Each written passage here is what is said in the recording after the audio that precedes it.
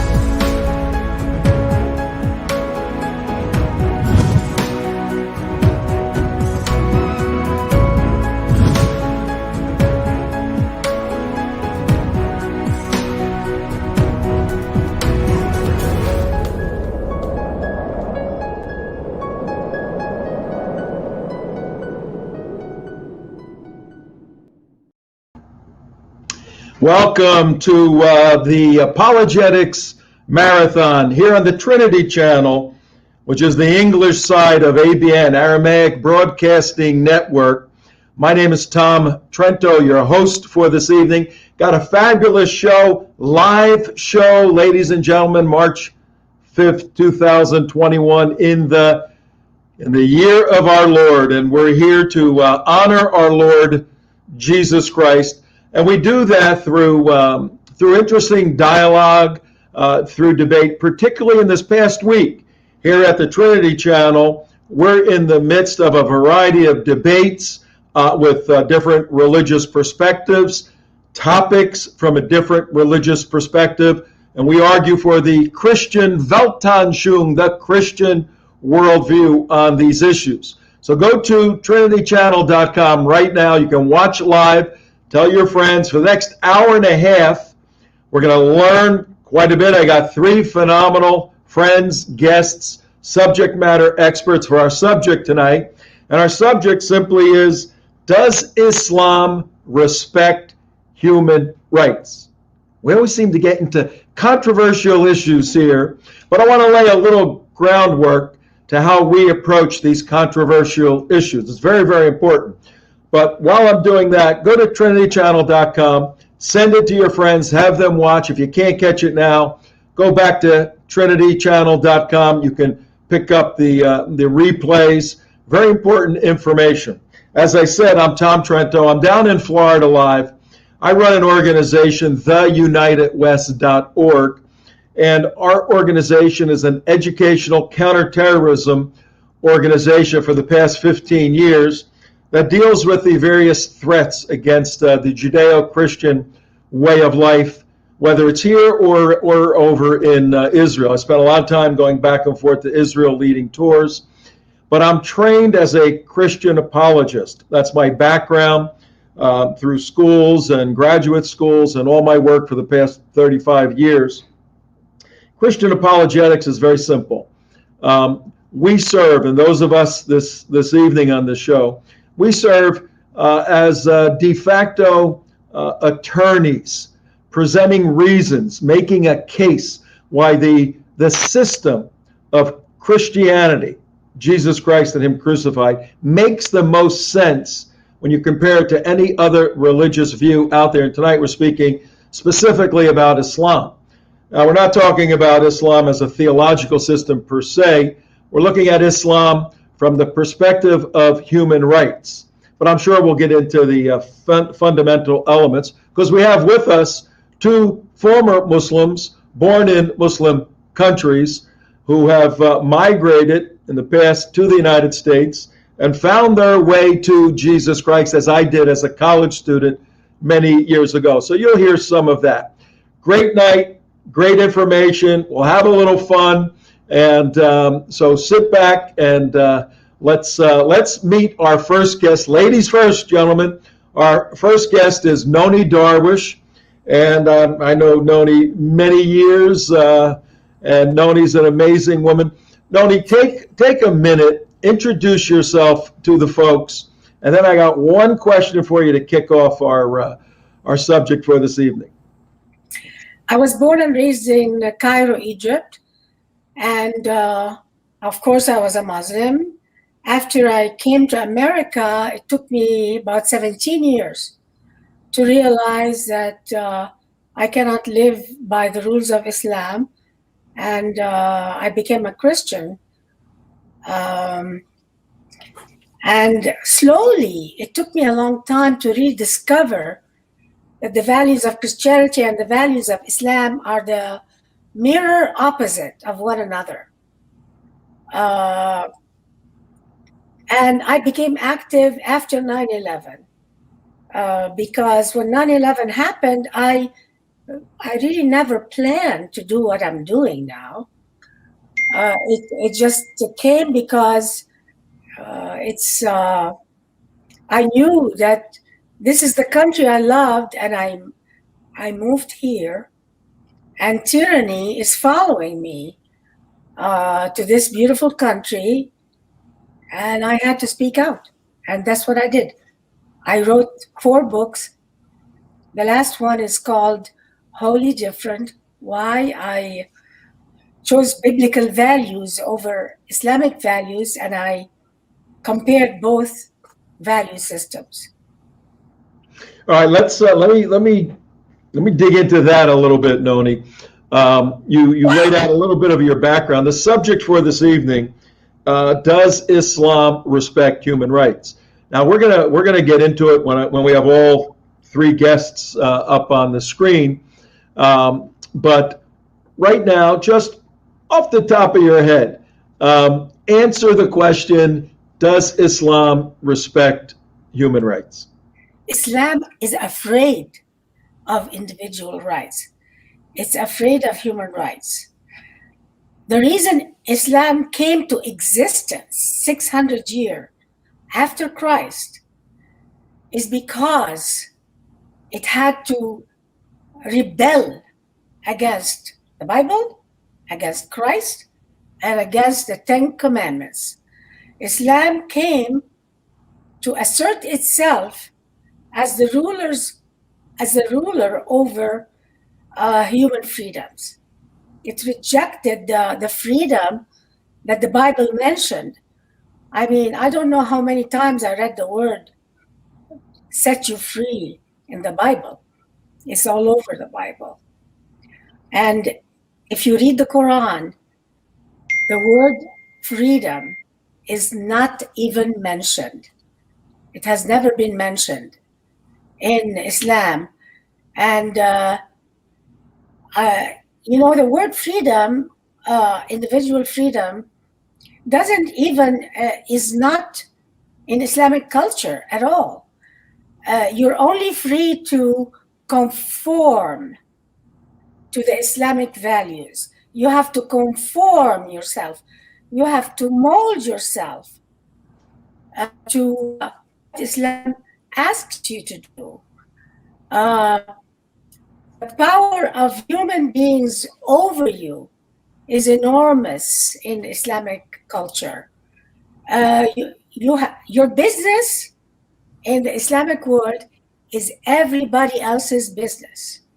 And Islamic law made it the duty of every Muslim to stop other people from exercising their God-given rights. So Sharia law gives power to anybody on the street to kill an apostate.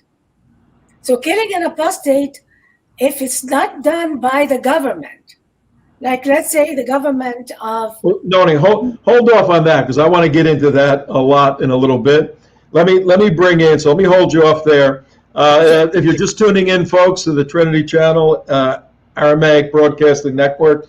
My first guest, Nonie Darwish, who has been very, very involved for 15 years, 20 years, speaking about her life, her conversion to Christ, and her reaching out to former Muslims. We'll get into that a little bit. But I have two guests. I have one fabulous woman. I wanted to get a couple of men on the show, and I reached out to Mr. Potato Head, but he's banned, I guess, so we can't get him. And I reached out to Dr. Seuss, and he's banned too. But we did get the very well-known, charismatic, wonderful Walid Shoebat. Walid, good evening. Welcome to the show. Thank you for having me. Well, it's either you or Mr. Potato Head, so what are we going to do?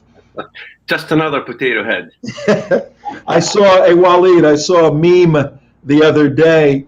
Somebody said, I can't believe I live in a world where they have reassigned the gender of a plastic potato head. You believe that? Unbelievable. It's hard to believe. You and I go back a while. You were in a movie, Obsession, Radical Islam's War Against the West. I saw that in 2006. It changed my life dramatically. We may get into that a little bit later.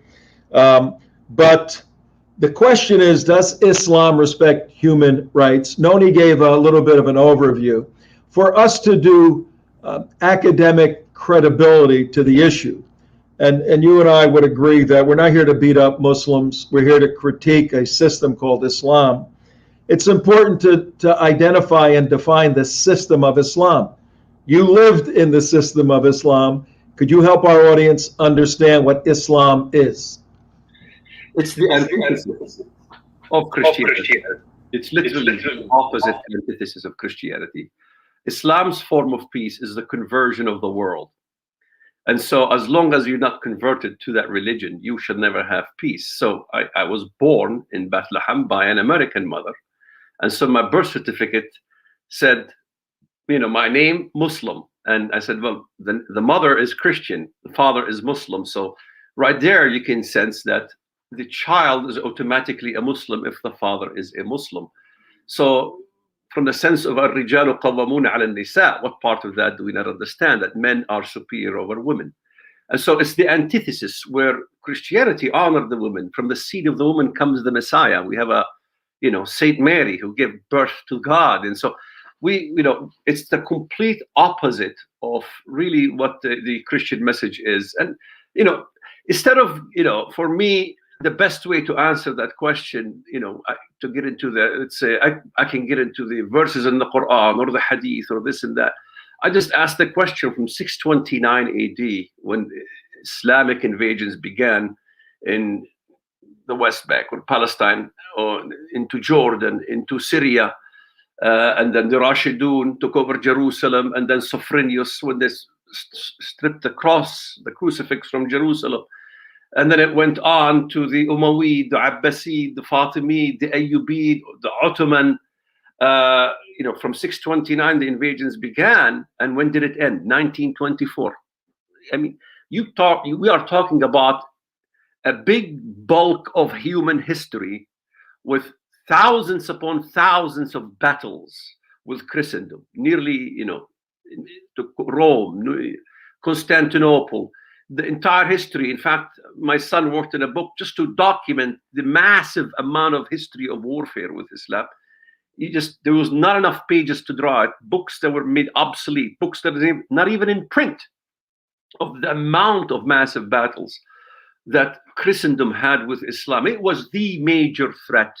And so from my perspective, when I read the scriptures, and I read the apocalypse, and it says about a beast coming out of the sea, having 7 heads and so on and so forth, I see it as Islam. I see all these things as the threat of Islam from the scripture. So when I read the scripture as a Muslim, I was astonished to find out that Lucifer appears as an angel of light. And so, in other words, we have to understand those kind of things it has a facade of being righteous, and it's not just Islam. We deal with many of the cults of the world, and so Islam is the major cult. Muhammad was a major heresiarch who continued with the Arian heresy, who continued with many, many heresies that the Christian church fought for centuries upon centuries. And here it is, it's still there. And so it's reviving its head again. We see it. It's coming as this wounded beast, reviving its head, just like the Apostle John said. And what astonished me the most is to read the scripture and find out that almost every reference to every single nation that God deals with in the Bible, in prophetic sense, that is, every one of them is Muslim. So you couldn't escape it, that there is a spiritual war and there is a literal war with the world of Islam that has never ended from the beginning. Walid, let me ask Nonie, and then I want to get to our fourth guest, bring him on, our third guest, four of us. Nonie, when you were in Islam, growing up in Cairo, came here, still a Muslim, everyone has the quest for the big questions. As an apologist, I've dealt for all these years. I do a lot of debating, atheists, whatever. Everybody wants to know, where do we come from? Why are we here? Where are we going? How do I get rid of the guilt and sin I have? When you were a Muslim, was there a sense of a personal relationship with God in a unique and loving way? No. In Christianity, we're all the children of God. When I was a Muslim, I felt I was the slave of Allah. I never could relate to him in anything other than I am a slave of Allah. We regard ourselves as slaves to the God of Islam. And that, in reality, when you apply it, you become a slave of the Islamic State. So the citizens in an Islamic state consider themselves slaves of Allah. But who's Allah? Allah is the Islamic leaders, the theocracy. So to become a good Muslim, you have to become a slave of the Islamic Sharia state. And that's how I felt. You could never rebel against it, because this is, it's like rebelling against Allah. And that's one of the reasons human rights and freedoms are the last thing you think of in the Islamic State. The Islamic State kind of gives you, if it treats you well, it's out of their largesse. They are not supposed to treat you well. You're a slave of the Islamic State.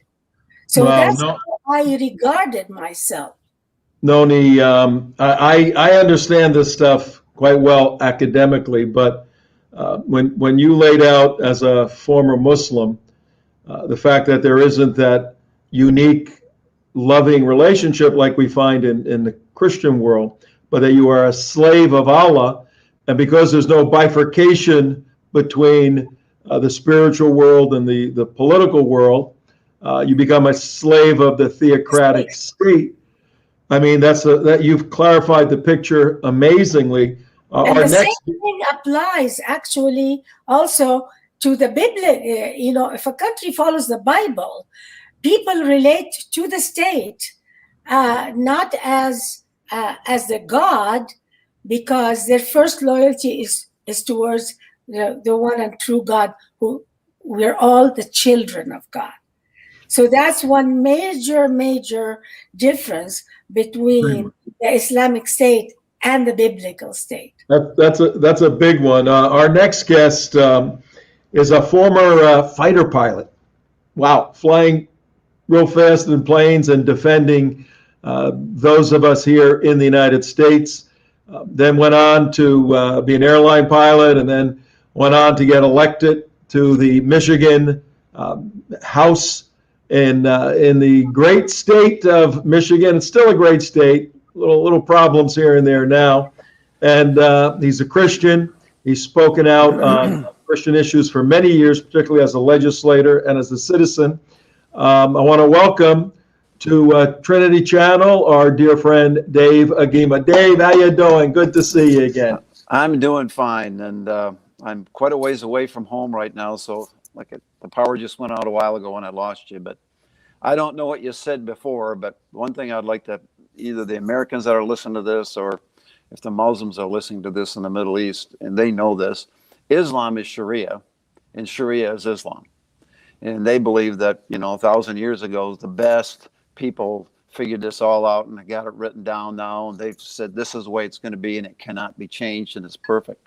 But does Islam respect human rights? I think that your former speaker said absolutely not. We got 1,400 years of war. In fact, our history in the United States was hit right off the bat. As soon as we declared our independence from Britain, we had the Muslims in Tripoli attacking America. And then we had Jefferson and Adams went over there and tried to say, why are you taking our ships for booty? And why are we paying you, a third, I think, of our GNP to them to try to get our people back? And the Imam simply said, well, that's what we can do. According to the Quran, you're an infidel. We can take what we wish, and we're going to continue to do it. So he came back to the United States, Adams and Jefferson. Adams kind of petered out, but Jefferson said, no, we want a Marine Corps. So he got a Marine Corps established. And of course, over a period of 4 or 5 years, he went back to Tripoli and defeated them from the land and the sea. And that's why the Marine Corps still has that from the halls of Montezuma's to the shores of Tripoli. And they're called the Leathernecks because they knew that the Muslims were always trying to cut their heads off. So they had a leather strap around their neck. So that's what it really started. But this under Sharia law, respect of human rights, no. Let me give you a couple examples. There's no freedom. Dave, let me ask you a question first. Sure. You didn't hear it a bit earlier with your power. Look, for all the folks watching, if you happen to be a Christian watching Dave Agema, Walid Shoebat, Nonie, Darwish, and myself, Tom Trento, your host, if you happen to be a Christian, the whole purpose of what ABN is doing is a Christian marathon, Christian apologetics marathon. Apologetics, to speak for the defense of Christian truth claims. That's what we're doing. For you believers, that strengthens your faith. You listen to people like us who have been down the road maybe a little more than you, been through some experiences, have been deeply in the Word, and we share some of this information, and it touches you. It will strengthen your faith. If you're a believer, a new believer, even an older believer, open your heart up for God to use what we're saying this evening to strengthen your faith. Conversely, for those of you who do not believe that Jesus Christ is God incarnate and is the propitiation, the requirement for our sin to get to God eternally, if you don't believe that, all we ask you is to listen to what we're talking about with an open mind.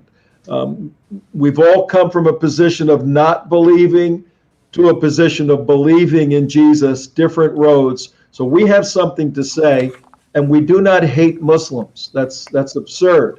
We critique the system of Islam, and if we expose fallacies or inconsistencies, you as a serious Muslim, you ought to be happy about that, because you don't want to follow something that is not true.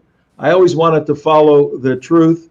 And we may just be able to peel back the onion a little bit on Islam, help you see it a little differently, and help you understand who Jesus Christ is. Against that, Dave, we had Walid explain what Islam is.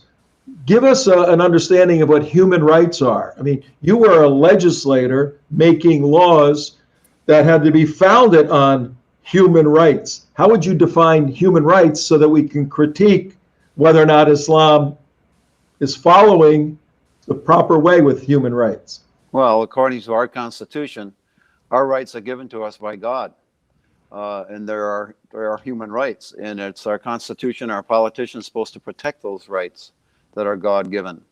And the problem we're having here is we have an infiltration going on in the United States and Congress and our state legislators in groups that do not believe our rights come from God.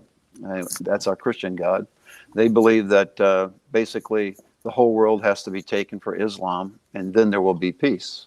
Until that time, obviously, there'll be war. But under Sharia, there's no freedom of religion. because you have to either convert, pay the Jesus tax to live, or you die. There's no freedom of speech, because if you speak against Allah or Muhammad, and by the way, most of Islam is about Muhammad, a vast majority, about 86%. And what he talked about primarily is how to deal with kafirs, or that's what an infidel, of what I am and you are. There's no freedom of artistic expression. There's no freedom of thought. You can't question things. There's no equality of people, because a non-Muslim is always superior, subordinate to a Muslim. There's no equal protection under Sharia law. That's all changed. There's no equal rights for women. Women can be beaten. And the interesting part here is a non-Muslim cannot bear arms. Now, that goes directly against our Constitution in the United States. So there's no democracy, since democracy means that non-Muslims will be equal to Muslims. And they believe our Constitution is a man-made document of ignorance. So that must be submitted to Sharia. So non-Muslims are dhimmis, second-class subjects, must pay that life tax. All governments, according to them, must be ruled by Sharia law. So what am I saying? I'm saying basically that there are no human rights for Islam for the non-believer of Islam. So I don't know if you quoted any of these before. Like the Quran 2, verse 282 says women's rights are half that of a man. So that's not human rights. Or 4, verse 34, you can beat your Muslim women. Or 2, verse 223, likens women to a field to be used as the men desire. Or Quran 4:11, inheritance is given double to a man as opposed to a woman. Or Quran 65:4, it allows pedophilia. Or Bukhari 1.9.490, a man's prayer is annulled if a dog or a woman passes in front of them while praying. Now think about that one for a while. It even gets worse for infidels, which we are. There's just nothing good in the Quran or the Sunnah for the non-Muslim. So what's happening in government today, and especially in Washington, CARE, Council on American Islamic Relations, and other groups like Islam Islamic Society in North America, MSA, Muslim Student Association, but especially CARE. What CARE is doing is putting resumes in front of our congressmen of Muslims to work for them in their offices. And then those people go back to their meetings and say what's going on in Washington. We have been completely infiltrated via civilization jihad in our government, and especially under Obama, and especially now under Biden, because Biden, to me, is nothing but a figurehead. He has dementia. He can't remember what he said yesterday. He's a Manchurian candidate. So we have a problem. And I think it was General Boykin told me, all those people now flooding across the border, Biden obviously opened that up. He said 80% of OTMs, he said that's other than Mexicans, coming across the border are coming from Muslim nations. So he stated that ISIS is in every state of the union now, waiting to do their duty deeds. So no respect for human rights. There is no human rights unless you're the top dog. And I have quite, I guess because of my belief system, Muhammad to me was a murderer. He was a slave owner.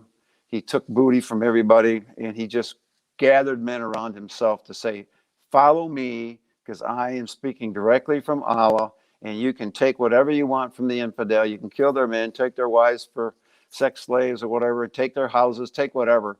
So he gathered a whole bunch of people around him that were basically thugs. And he became a politician and a warlord rather than a prophet like he wanted to be for the Christians and Jews.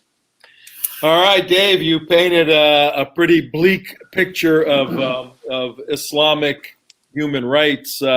Before I introduce a new guest who's joining us, a dear friend of ours, Walid, is it really as bad as Dave laid it out? Because in 1990, the Organization of Islamic Cooperation, they've changed their name a bit, they put a document together, Islam and Human Rights, addressing some of the pressure that the West and that Europe was putting on the growing Islamic countries to say, get with civil rights and human rights worldwide through the United Nations. And in 1990, they put together their statement. Can we say anything positive about an effort to crystallize and and categorize human rights from an Islamic perspective, Walid? Your guest said much about Islam. I think it's worse than what he says even. The OIC, I mean, the Organization of Islamic Conference, was founded by Hajj Amin al-Husseini, okay, who was the Grand Mufti of Jerusalem and associate of Adolf Hitler. That's when it was founded. It was founded really during the era of the Nazis. And so how can we trust anything that comes out of the OIC, first of all? Second of all, it's a lot worse because, you know, when Westerners think about Islam, there's many avenues you can think about it. You can have memories of ISIS when they were beheading people. You can have memories of the Ground Zero Mosque, who he wanted to build, a mosque in New York, and he's supposed to be a Sufi, peaceful Muslim. And when you look at the history, really, Al-Ghazali he's a Sufi scholar, and he says, it's very easy to find what he says about when you find priests with tonsils, what to do with them, and when you catapult and kill and everything else. But what we have also is another face of the Islamist who comes as modern and not, and could denounce ISIS, sort of like the country of Turkey or Erdogan. We've seen an invasion of Armenia. The Turks aided the Azerbaijan in this last escapade, and so we see the tentacles of Turkey, and they could come in the face of even theistic evolution. In other words, we say, oh, they sound liberal, so they can appeal to the liberal American politician in the left, and they can speak the language of the left better than the left, and they can come across as very liberal and believe in theistic evolution and still harbor the same things. And so this is why I remember the days when remember the Ground Zero Mosque. What's his name? I forgot his name, but when I used to go to the Arabic language, and that was my specialty, is whenever they said anything in the English that sounded so peaceful, regardless whether it's the OIC or any Islamic organization for that matter. I did hundreds of write-ups like this, in which you go to the Arabic language and you find the complete opposite of what they tell the West. Yeah. And this is part of the whole game that they play, which the Muslim Brotherhood in Egypt basically instituted these rules of how you connect with the Western mindset and how you can bamboozle the Western mindset. So the deception is incredible, and so it has a different facade. So it doesn't necessarily have to come as ISIS and blowing up things, and they can come as political movement. To me, that's even much more dangerous than ISIS. Still, NATO supports the country of Turkey. Turkey is neo-Ottomanist. When did we get rid of the Ottoman Empire? 1924. Now it's rearing its ugly head again. The wounded beast's head has been healed. And so it's coming back to force. And we see persecution of Armenians already. So how old was the persecution of the Armenians? And by the way, the persecution of the Armenians wasn't just carried by Islamic jihadists. It was the young Turks. They were not this jihadi mentality. They were not quoting the Quran. They were very much into evolution, very much into very modern way of thinking. And they ousted the Khalifa. And what did they do? They commissioned the Holocaust and genocide of the Armenians. So we don't have to think just from the perspective of this is a Sharia-infested mindset only. It's a very, very palatable and very moldable kind of system that threatens not just the United States, but the entire globe. All right, so what we're doing, ladies and gentlemen, thank you, Walid, for giving us not only an overview of Islamic history, but a deep dive into the elements of the Sharia and the inconsistencies and the difficulties that Muslims have with consistency between the human compulsion, the human desire to be kind and be nice, and the proscriptions, the teachings of Islam that are often quite contrary. I want to touch on the OIC document which you referenced earlier, the 1991. Now, there is a new one. 45 Islamic nations signed the OIC document on human rights. But I want to read a couple of lines at the end. And Dave and Nonie, I want your comment on what I'm reading. And I want to, for the sake of Muslims who may be watching, I want to take it from an academic point of view to a more personal point of view. And let's try to get inside the lives of, we all have Muslim friends. I mean, I have a lot of Muslim friends, and we disagree on a lot, but they seem to be very nice family. I got friends who are members of CARE, evil CARE, and I told them you're terrorists now, but they're lovely family men. They take care of their kids. They love their wife, at least from the perspective of the public seeing this. So let me read something in the OIC from 1990. And this is an organization of Muslims, Muslim nations, folks, trying to figure out how to have human rights and Islam coincide. This is the last couple of sentences in about 10 pages of, oh, we love everybody. Oh, we want to do good. Oh, we respect women. Oh, Islam elevates women. Oh, women are wonderful. All this great language. And then at the end, it says, everyone shall have the right to express his opinion freely in a manner as would not be contrary to the principles of the Sharia. Think about that, audience. You can say whatever you want as long as it's not contrary to the Sharia. In a minute, Nonie, I want you to comment on that. Dave, I want you to comment on this next one. Everyone shall have the right to advocate what is right and proper, what is good, and warn against what is wrong and what is evil, according to the norms of Islamic Sharia. Then they go on to say, everyone shall have the right to participate directly or indirectly in the administration of his country's public affairs. So, if you're a Muslim, you can get involved in your affairs of your country. You can petition. You can protest. No, it doesn't say that. It says he shall also have the right to assume public office. All of this in accordance with the provisions of the Sharia. All rights and freedoms stipulated in this declaration are subject to the Islamic Sharia. Nonie, your thoughts? Actually, Islamic Sharia is the opposite of the Western concept of human rights.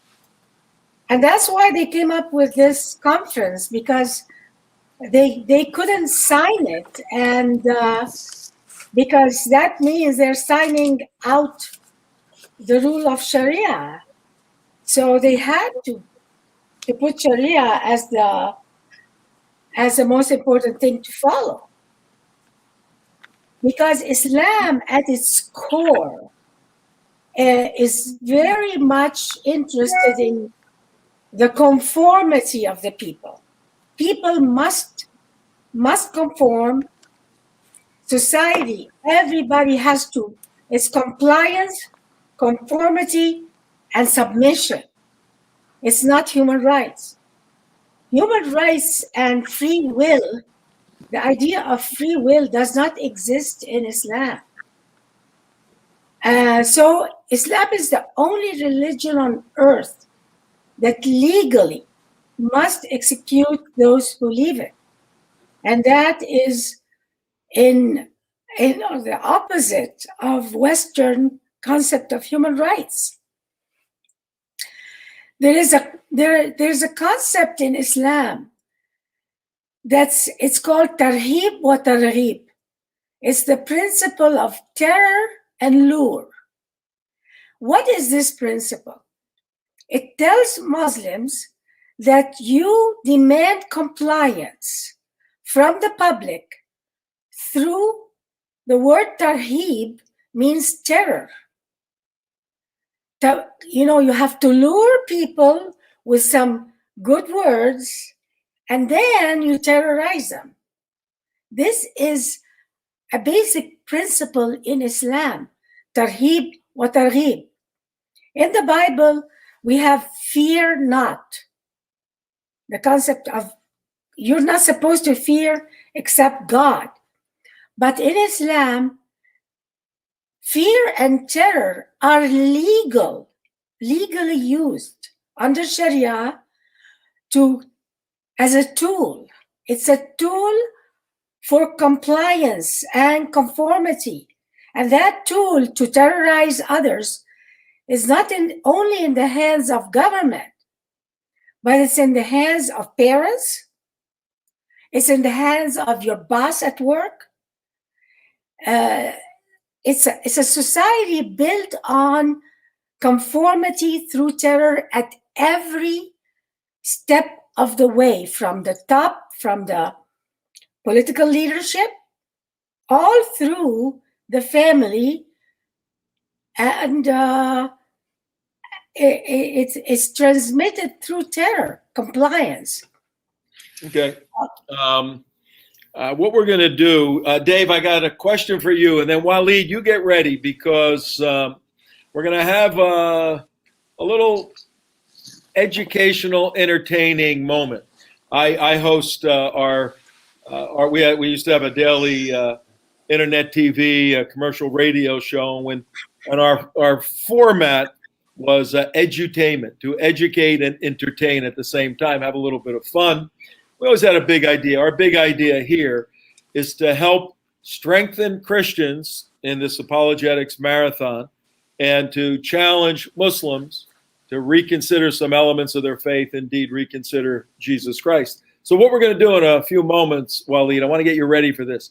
You're going to play the role of what you used to be, a Muslim, and we're going to talk to you about human rights and maybe challenge some of what we know. You got to play the role of the principles of Islam, and we'll see where we go with it. But Dave, I got a question for you before we lose you with your phone. Hopefully we don't.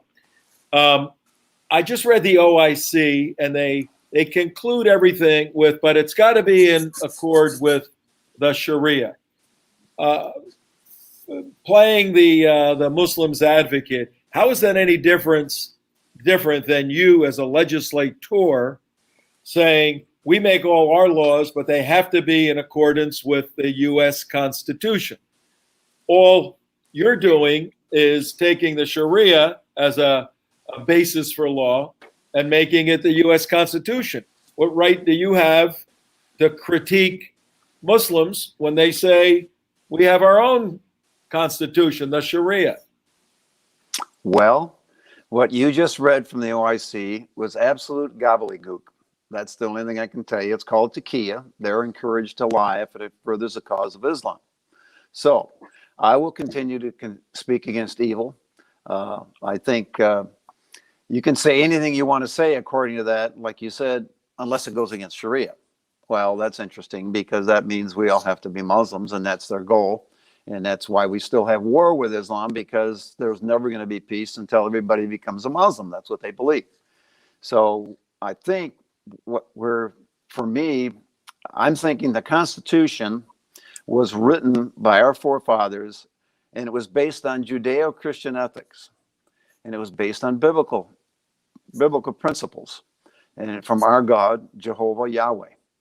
So, and it was done basically in belief in the Old Testament. I know a lot of the Muslims believe in the Old Testament, but they twist it a little bit and change some of the wording so it doesn't mean what we say it means. But I think the difference is our Constitution, based on Judeo-Christian ethics, gives freedom to people, not slavery. That you can be what you want to be and do what you want to do, as long as you don't kill, you don't rape, you don't pillage. And Muhammad did all those things. So even Muhammad, near his deathbed, said, I have become victorious through terror. Now contrast that with Jesus. Jesus healed the sick. He raised the dead. He healed many. He fed thousands. Now contrast that to Muhammad. He killed thousands, and his progeny after him have killed hundreds of millions of people, especially the Hindus. So in a sense, what we're dealing with, according to Christianity, Islam is an antichrist. And they try to say that Jesus was a Muslim. Well, that's interesting. Let's see. Jesus was born about 600 years before Muhammad was born. So I guess he couldn't have been a Muslim because they didn't have that religion until Muhammad showed up and said he got the Quran and whatever he says that has to be absolutely true. And we know it's not absolutely true because he used the theory of abrogation. If something he wanted to change, he just changed it. And then people did something different. For example, when they were fighting, they weren't supposed to fight on a holy day, one of the holy days. But he changed it. He said, that's better that you fight on a holy day than what those people were doing. And then he said, oh, by the way, if you die and you're fighting for me and Allah, you're going to go to heaven. Well, that's interesting. So they're basically saying, if you kill somebody, me, an infidel, you're going to go to heaven. I have a problem with being a friend to a Muslim who wants to kill me. And here we are in America. You can be a Hindu, you can be a Buddhist, you can be whatever you want to be. And none of those other religions try to take us over from within and try to kill us and try to harm us like Islam does. So Islam is an enemy of America. Like I said before, from day one, it still is. It's not going to end. There's not going to be peace in the Middle East as long as you got a Jewish state and you got the Islamic states. So we're going to have war until the end of time or until Christ comes back. And when Christ comes back to judge the world, it's going to be Christ judging that world. It's not going to be old Muhammad. It's not going to be Buddha either. It's going to be Jesus Christ. And another thing I'd like to say, if the Muslims are listening, check your Quran out, check your Sunnah out. How many things were prophesied in there that actually took place? There are thousands of things that were prophesied in the Old Testament that came true in the New Testament. And even in the New Testament now that are coming true in our day. So just like the other individual here said before, we're watching history unfold exactly like Christ said it was going to happen. The end day is going to be just like Noah. Everybody's going to go their own way. Going to be marriage and so forth. But there's wars and rumors of wars. There's going to be earthquakes. There's going to be a lot of trouble. But you know what? As Christians, we can sit back and say, you know what? Jesus told us about that. We can anticipate that. So I'm not going to fear it. But Muhammad and Islam uses fear to accomplish every single one of their goals. And boy, if you're a Muslim and you try to get out of it, you're in deep trouble. All right, you're tough. You're tough, Dave. Let me tell you. But you've never been known for not speaking your mind in all your years in the legislature in Michigan and as a fighter pilot. If you're just tuning in, Tom Trento, your host this evening. We're live March 5th, Friday, here on ABN, Aramaic Broadcasting Network.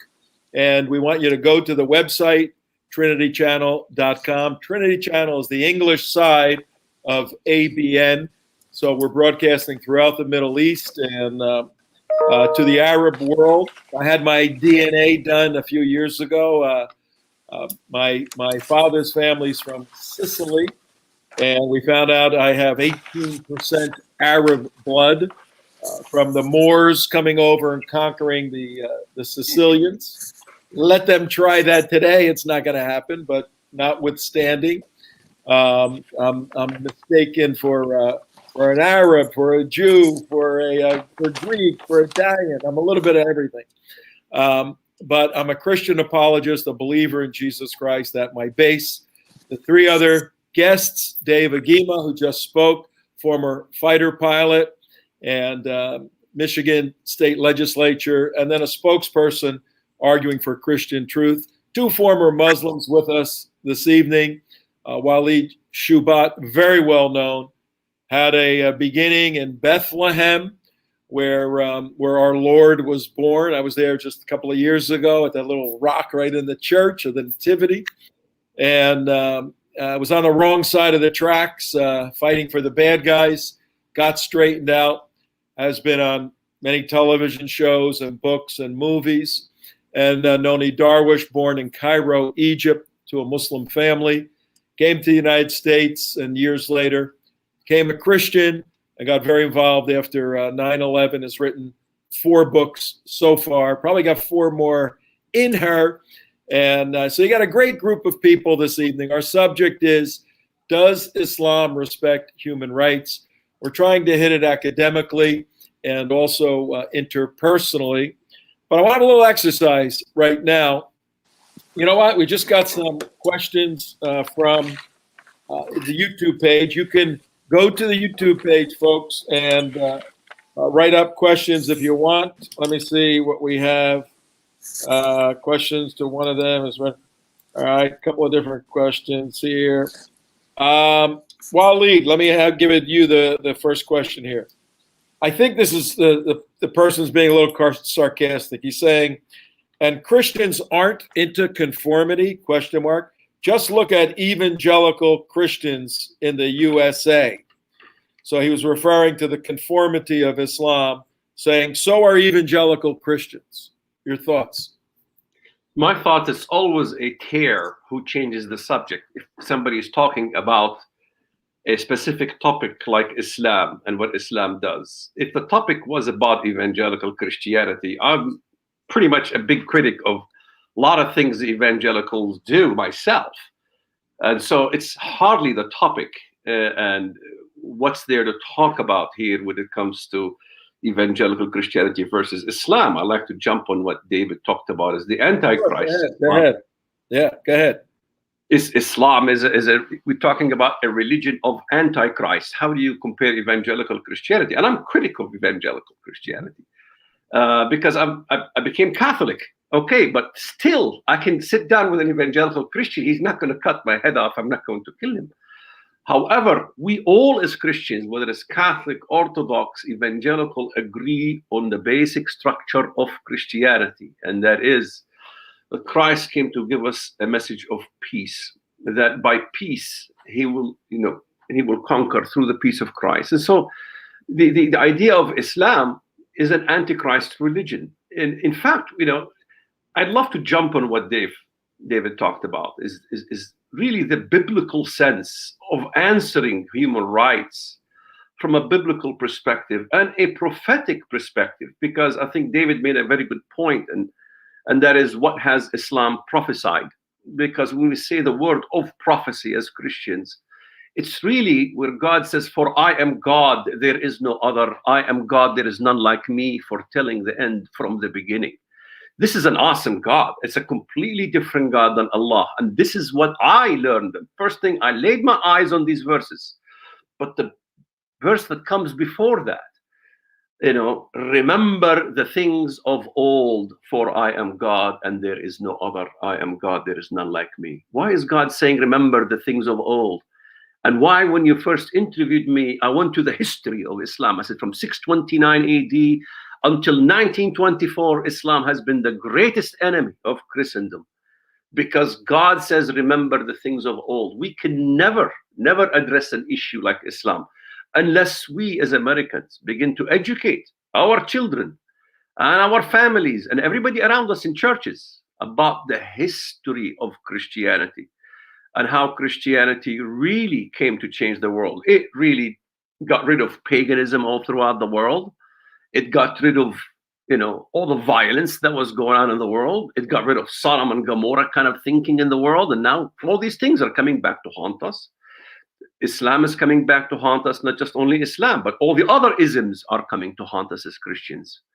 And so, to ask about, what about evangelical Christians in the middle of a topic, to me is the way of a tear. He always changes the subject.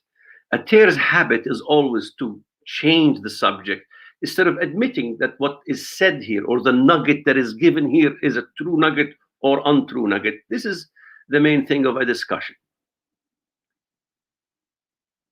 When we come back from the break, Dave, I have a question here.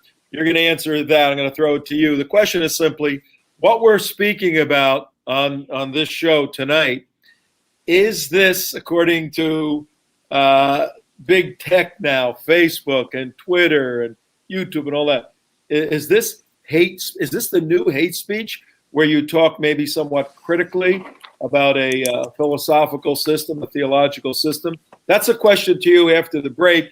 And Nonie, when we get back after Dave answers that, I'm going to have you, former Muslim, question a former Muslim who's going to play the role of a current Muslim, a woman questioning a man about human rights regarding Muslim women. You ready for that? Okay. Let's take a little break right now. We got to take a station break. Don't go anywhere, ladies and gentlemen. Tell your friends to tune back in. We're going to have a great time with the remaining time we have.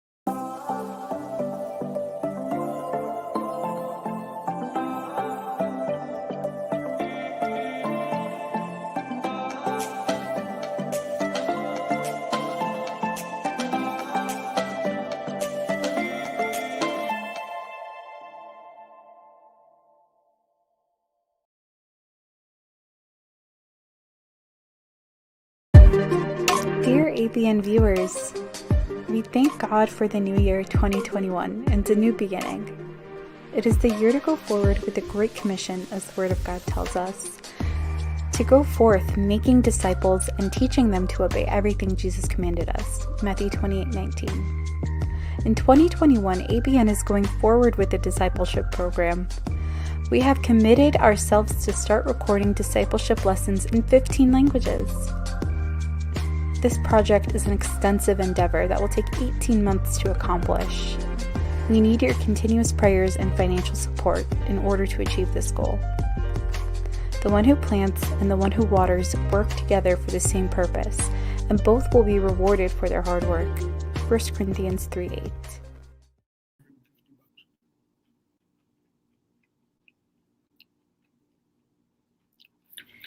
We're back. That was fast. Tom Trento, your host here. I'm scrolling through the various questions and comments. We have quite a few people obviously watching. For those of you just tuning in, we're on ABN Aramaic Broadcasting Network.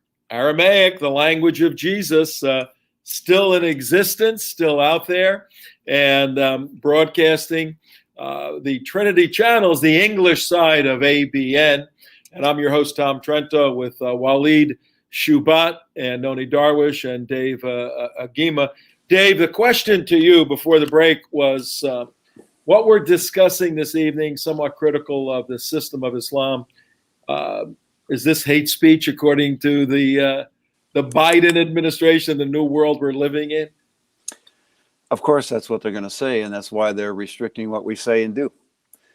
Twitter, Facebook, and so forth. If you offend someone, well, then that's obviously hate speech, so you can't say that. So what's that really doing? It's going against our Constitution, our freedom of speech. If we lose our freedom of speech in the United States, we will lose our freedom, and that's what's happening right now in America. Biden and his administration are doing their very best to make sure only one narrative goes out, no matter what that may be. But that very bill came up when I was a state representative, the hate crimes or hate speech bill. And I voted against it. And everybody looked at me and said, how can you do that? I said, because all crime is hate. I hate it that you got a Cadillac and I got a beat up old Chevy. Or I hate you because you're rich and I'm poor. All crime is hate. So this whole thing about restricting speech based on hate crime or hate speech is bogus to me. The only way you can discuss things and expose things, and that's the biggest thing, we need to make Islam transparent. We can make Christianity transparent all day long. I'll beg that point or do that point any day of the week. But you have to have transparency. Well, you can't have transparency if you can't talk about something.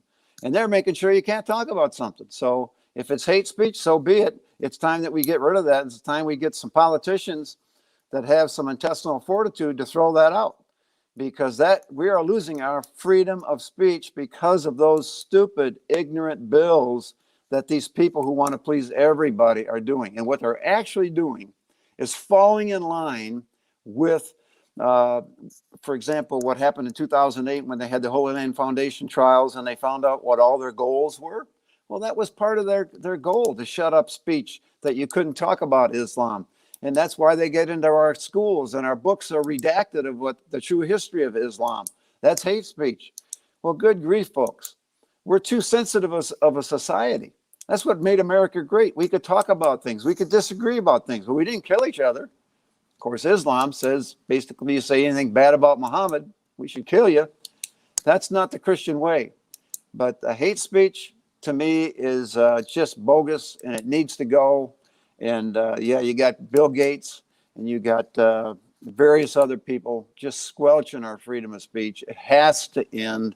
And I think the vast majority of Americans are sick of what's going on in the United States today. And they just see this whole thing as people are way too sensitive about what they're talking about, because if you can't talk, you can't have a discussion. You can't have a discussion, you're never going to learn anything. And if you can't learn anything from a discussion, it's only one way. And that's the way it is with Islam. It's their way or the highway. Yeah, and that seems to be what's going on with this this administration, this cabal of Marxists and jihadists and racists and all of that. Now, we're trying to stay on our specific topic here on ABN, which is, does Islam respect human rights? But whenever you get into these issues, particularly when we have time like we do now, we can broaden it a bit and then bring it back. One of the viewers commented that I think you referenced, Dave, that the OIC, particularly the 1990 version, someone mentioned that it was there was taqiyya, the disinformation. Well, the viewer, who's quite informed on this, saying, no, that's not taqiyya, because they're telling you exactly what they believe, and they're telling you it's the Sharia, and they're telling you you got to follow the Sharia. So they're just laying it all out. In fact, that's why in 1990 they got criticized for the outright statement of the Sharia as their foundation, because we have the U.S. Constitution as the basis for our law.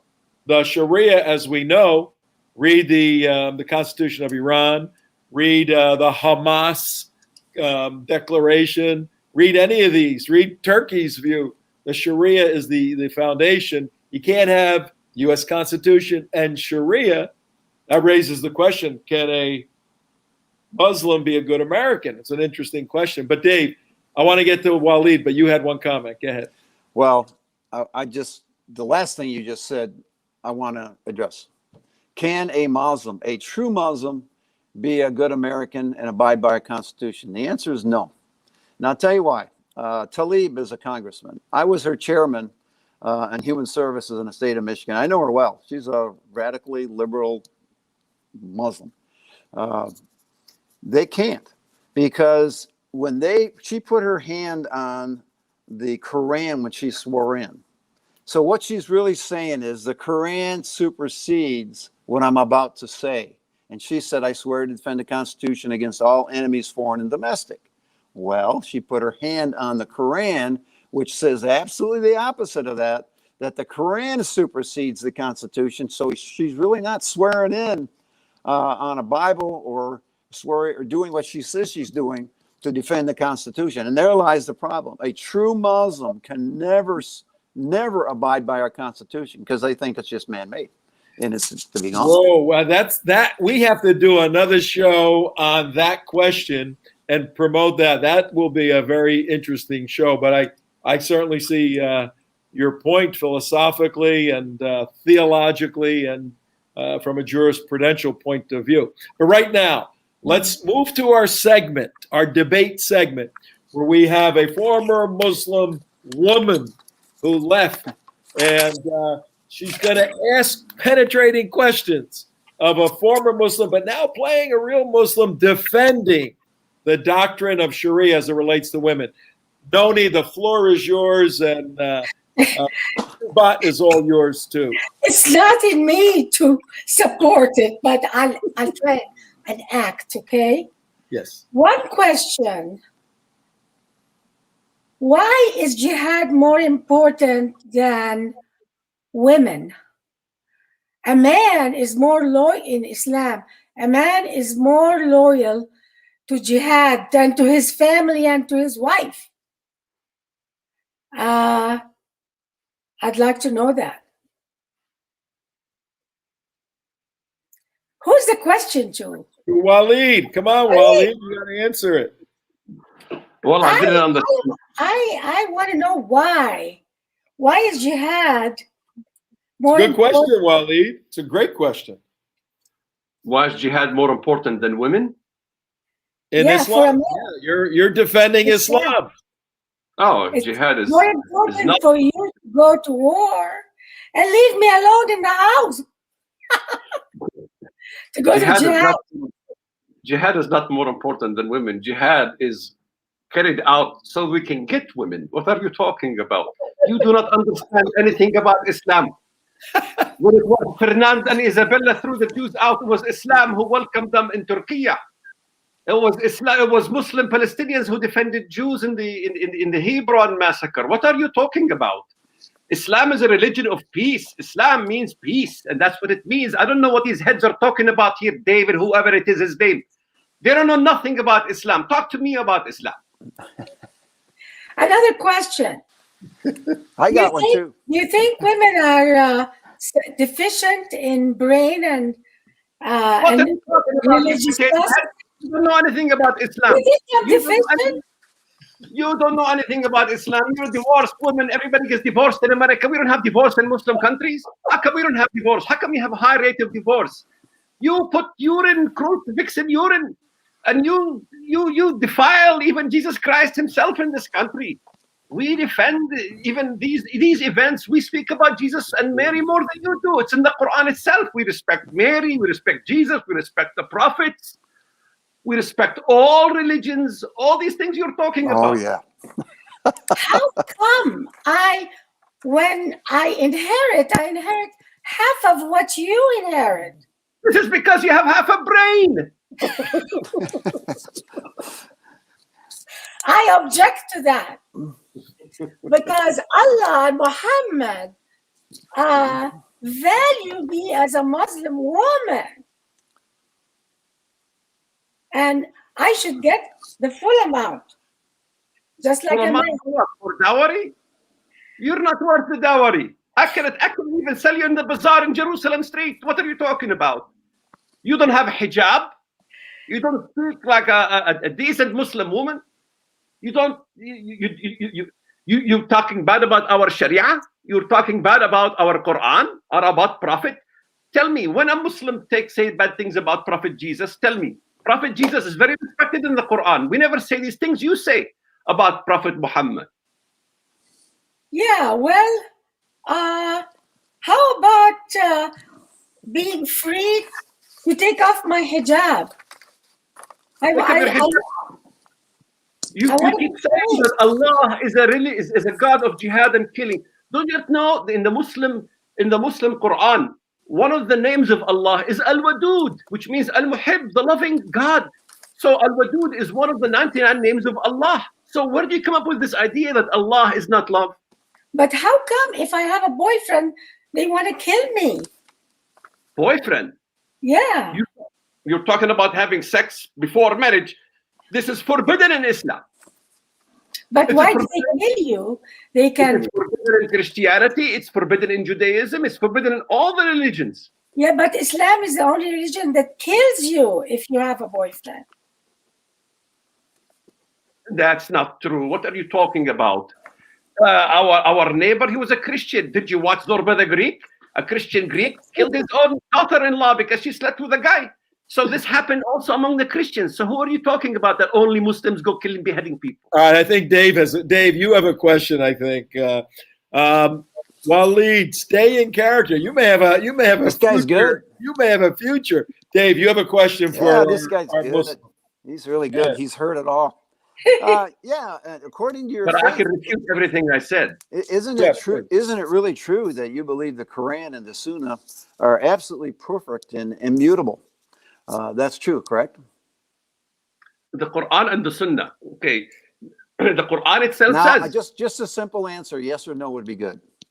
Yes, it does. It's the same. Next question. And how come years ago when all these Qurans were going around and they differed, some of the past Muslim jurists gathered these all together. They burned the old ones they didn't agree with, and they put the one now that we have the Quran in existence and said that's the only one that you can read and believe. How come they changed that?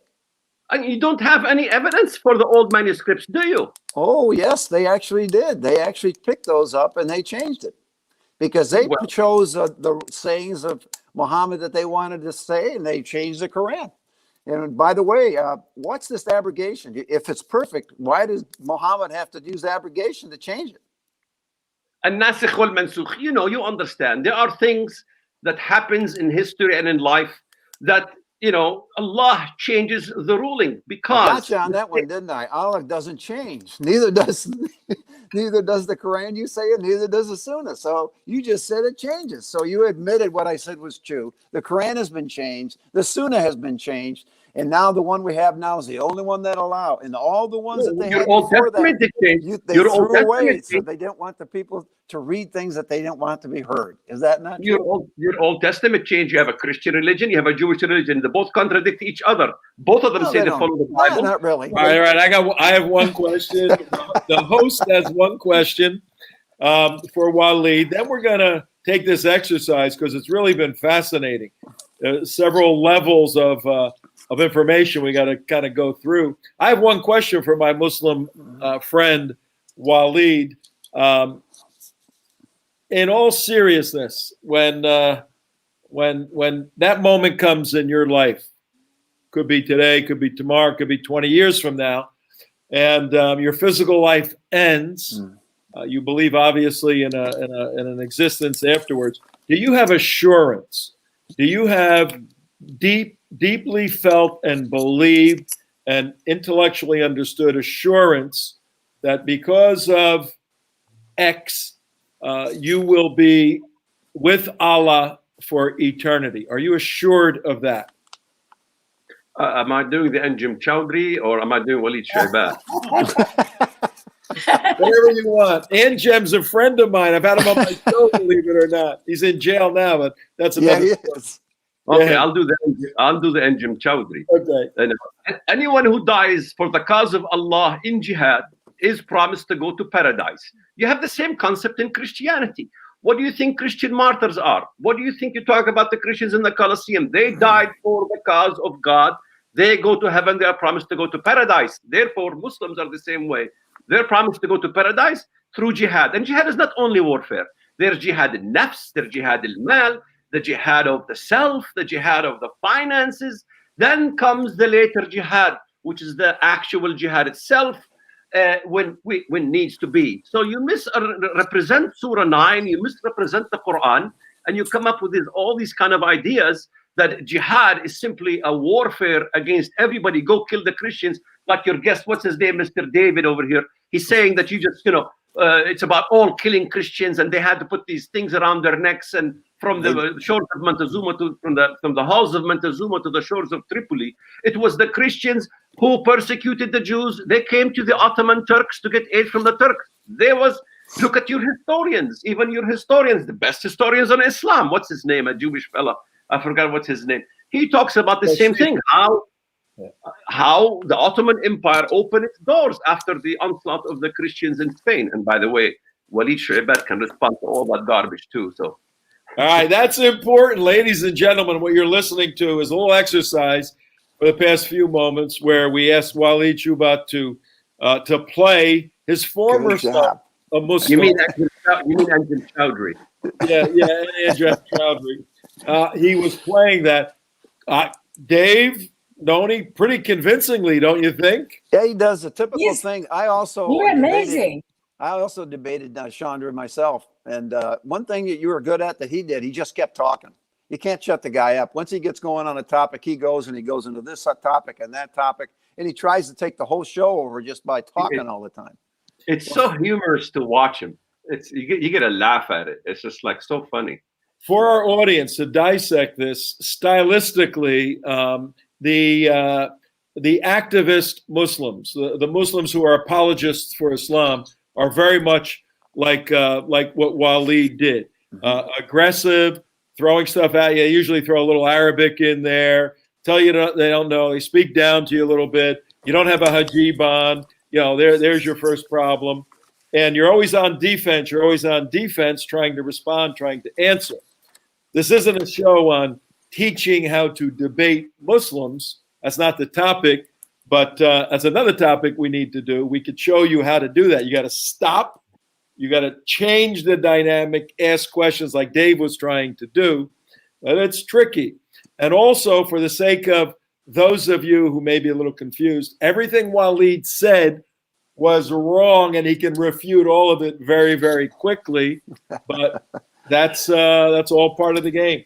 Nonie, give me a minute on your thoughts on and your feelings on dealing with the former Walid. Oh, you mean Chaudhry? No, this Walid here, not Agema. When you were going through that exercise, what was going through your head? It just reminded me of talking to people in the Middle East, and if you dare open a topic, that's what you get. Is just he did it perfectly. There's one thing I want to just mention quick now. The caller who said conformity is also in Christianity.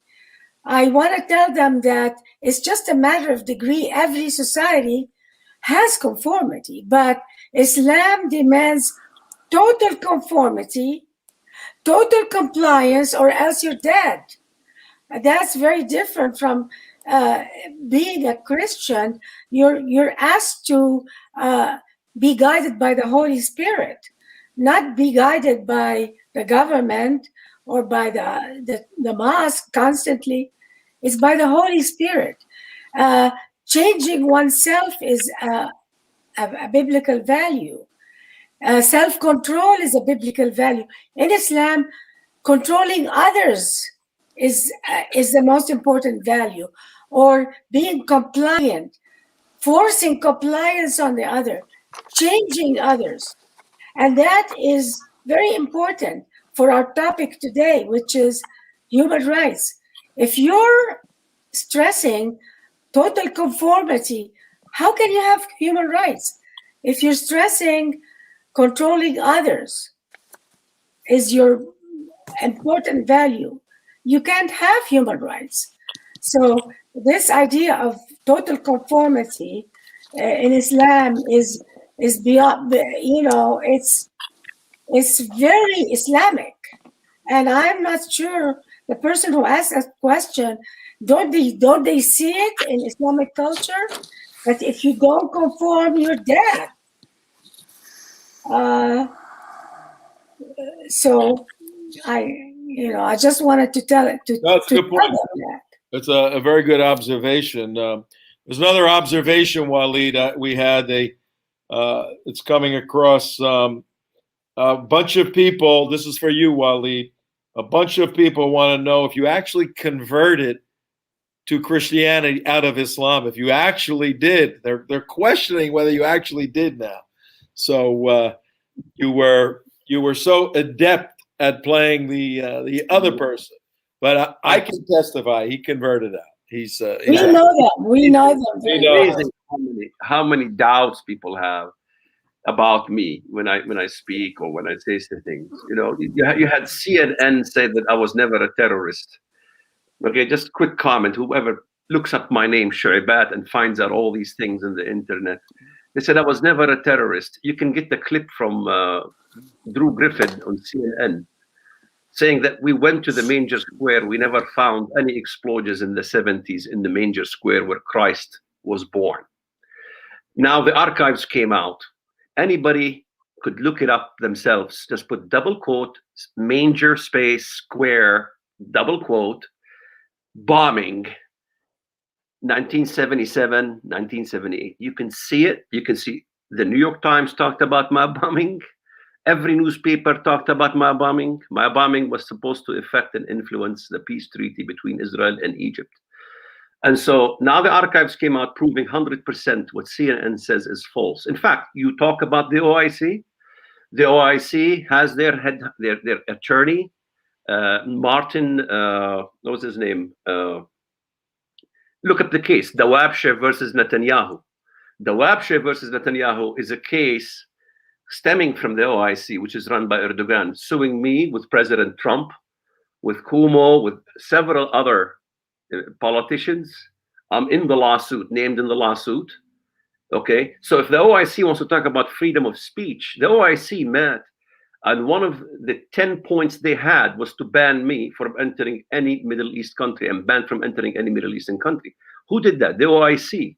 That's why I know what the OIC is. It was established by Hajj Amin al-Husseini. It was established right there when Muslims were working with the Nazis, the Khanzar division, the different divisions, the Bosnian division. We forgot Nazism played a major role with Islam when Hajj Amin al-Husseini. And so if I was this nutcase crazy fellow, why are they coming after me? Why are they suing me? You know, I'm being sued for $1 billion, okay, over supposedly human rights issues and issues of the Palestinian genocide, that my speech caused the genocide of Palestinians. Look, we talked about what's the difference between Islam and Christianity. Okay, I became Christian. Who was my enemy? My enemy, first enemy, was the Jew as a Palestinian. What did I do when I first became Christian? Made peace with the Jew, made terms with the Jew. Okay, you know, Christianity doesn't say go and destroy a whorehouse. Paul says, hey, there's whorehouses around. You stay the hell away from whorehouses. That's Christianity. It doesn't try to become this legalist system into a society. It allows a society to have its own legal system, where you render unto Caesar what is Caesar's and unto God what is God's. That's the main thing. However, when Caesar wants to interfere in the matters of God that we believe in, that's where we as Christians must step in and fight back.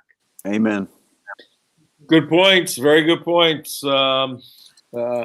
Hey, I appreciate all you guys coming. We've got a few minutes left. And for the sake of the audience, if you're just tuning in, I'm Tom Trento, and I direct an organization out of Florida, The United West.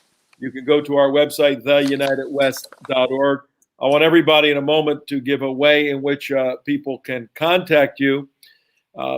This is ABN, Aramaic Broadcasting Network. You're on the trinitychannel.com side, the English side. Our subject tonight, but we went to a few different places. The subject was, does Islam respect human rights? And our goal was to stimulate thinking on that subject. And just succinctly, you have in the center the concept of human rights. What are human rights? Life, liberty, the pursuit of happiness. You can go through the U.S. Constitution, the Declaration, and see the articulation of some very important elements that are in the category of human rights. So once we isolate what, from a common sense point of view, are human rights, then you look at the world systems, whether they're theological systems or political systems. Marxism is a political philosophy that has an aspect of defining human rights. And essentially the god of Marxism is the state. Then the human rights flow from the state. Islam, a theocratic system, has its own way of defining what common sense understands as human rights. And in the West, we have a particular way coming out of the Judeo-Christian, Greek, and Roman experience, the philosophers and the historians. So we have competing definitional elements of human rights. So what do? Well, we argue and debate them, and then we compare them, and we evaluate the systems to see which one is most aligned with that which is true. Now we're getting into the concept of apologetics, identifying that which is true.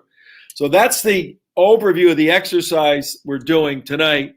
And for you Christians, we're stimulating your thinking as Christians, and for those who aren't, and for Muslims, we're asking you to seriously consider some of this and to see that the Judeo-Christian worldview has a better understanding, definition, and application of true human rights, where the human being has free choice, over against the Islamic system, where the free choice component is removed, either from a punitive perspective temporally on this earth, or from a punitive perspective, eternally.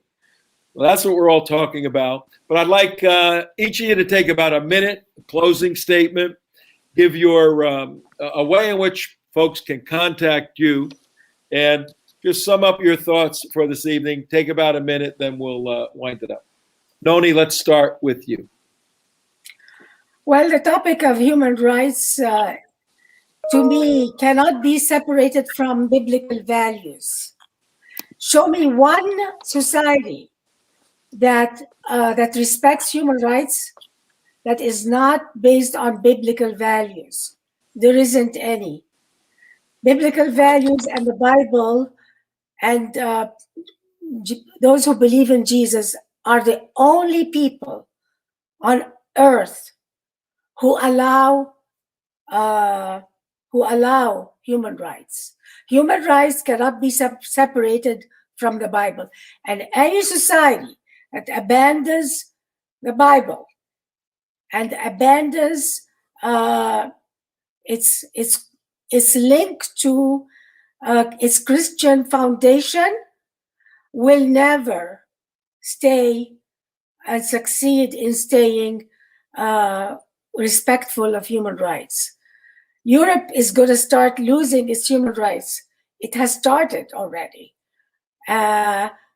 because it's already losing. America, if we are not careful, we are starting to lose our freedoms because we are now in a war in America against our biblical identity. So it's not just Islam. It's communism, it's socialism. Islam is the ultimate. 30 seconds, Nonie. We got to Islam a hard deadline. Is the ultimate ideology, anti-biblical ideology. As to contacting me, just go to my Facebook under Nonie Darwish and write to me. I'll be very happy to answer any of your questions. All right. Thank you, Nonie. Dave, take about a minute, and how can folks contact you? Real fast. Agema, Agema, rnc@gmail.com. Here's what you should do, folks. Educate your politicians and your neighbors what Islam is. They're not educated. Declare the Muslim Brotherhood a terrorist organization with its associated groups like CARE, Islam, MSA. Awaken the churches that are so ignorant about Islam and its goals. Tell your legislators not to pass hate crime laws that will give Muslims special privileges, and that's what's going on today. Encourage your congressmen to stop the 700% increase in Muslim immigration as they're proposing. Pass laws like American law for American courts, which basically says don't use foreign law in a court of law if it causes you to lose your constitutional rights. Cut off welfare to immigrants after 2 or 3 years because Muslims are coming in with 3 or 4 wives and are still on basically welfare for about 5 years. Demand that they learn to speak English, write English, and they must assimilate. Schools and universities must be stopped from taking money from foreign entities, and they should not be able to teach Islam and communism as good. Before you vote for a politician, query them on this subject and the goals of Islam. Pray God has mercy on this nation against all odds. And the last thing is, stop CARE from infiltrating Washington with their resumes for Muslims given to congressmen for staffers. They're a 501c3 organization, and they're not supposed to support candidates. Do those things, and we'll be on our way. All right, Dave, we appreciate it. Walid, you got about a minute, and how can folks get in touch with you? It's very easy. Shoebat, as you spell the word shoe, S-H-O-E and B-A-T, shoebat.com. And maybe the last thing I would say to my Muslim friends, you say, Allahu Akbar, Allah is great. But my God is greater because he does not have to use your hand to carry out his will. It was in the Colosseums where the Christians, they did not make a revolution against the Roman Empire's paganism. They went to the Colosseum, and through their love and through their death, that's the true martyrdom. The true martyrdom is when your sword is in our necks, not when our sword's in your necks. And so that's what brings the victory, and that's why Christianity will always be victorious no matter what you will do. All right, Walid, Nonie, and Dave, we appreciate, on behalf of the station, ABN, Trinity Channel. We appreciate you taking the time. It was a pleasure discussing very serious issues with you. And I know as we serve our Lord Jesus Christ that the words we've spoken today, particularly words that are rooted in biblical truth, never return void, no matter whether they're even in Michigan, whether they're even going through Michigan, and in particular the Middle East. So on behalf of ABN, I'd like to thank everyone watching, station, tune in regularly. We'll be back. Tom Trento signing off right now. Thanks everybody for your wonderful help. We'll see you next time. You.